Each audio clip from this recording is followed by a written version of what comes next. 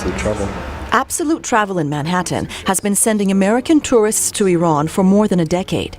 In part, says company president Ken Fish, because he was able to find a tour operator in Tehran to manage things on the Iran side. When I selected the company that I chose to do business with, I contacted them and asked them to meet me. And on a handshake, I said, we're going to be doing business together. And 11 years down the road, we're still doing business together. Travel and tourism activities are officially exempt from U.S. sanctions, but the sanctions do prevent American travel companies from sending money directly to their partners in Iran. Those wire transfers have to be cleared first through the Federal Reserve Bank of New York, which takes time and is limited to $10,000 per transaction.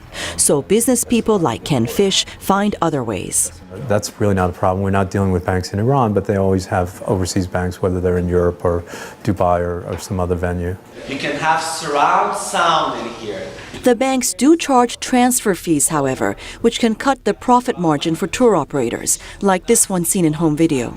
And the sanctions also influence the spending habits of tourists in Iran because of the lack of credit cards or debit card services. I would love to see more round.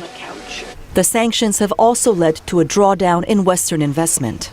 Quiche Island, for example, was poised in the 1970s to become a major tourist paradise. But economist Fariborz Ghadar says that potential has not been realized. If you Google quiche, you can find a series of very chic hotels. But in fact, some of these hotels only exist online. They haven't actually been built.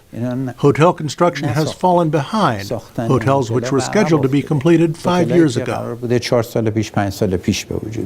As the Europeans leave, other players take their place. There's no doubt that the Chinese will, to some extent, invest in this. Sohrab Sobhani is a business consultant who recently co-authored an article on Iran's economy for the Harvard International Review. This is a natural thing. When Chinese and Asians see there is a market for them in Iran, there is no doubt that in addition to their investments in oil and gas, they will make an investment in tourism as well.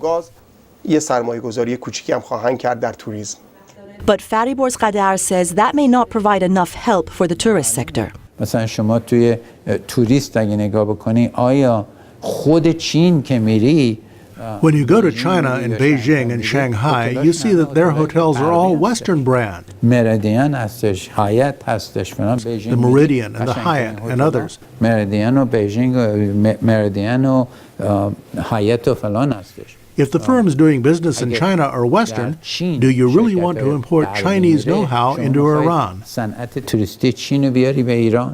Despite sanctions and a loss of foreign investment, there are some positive indicators. Domestic investment in Iran's hospitality sector is said to have nearly doubled in 5 years, with about 500 small hotels being built across the country. Nearly 2% of the Iranian workforce is now in the tourism industry. Most of those jobs were created in just the past decade, and much of the future growth in tourism will come from the private sector. Rabiee, VOA News, Washington.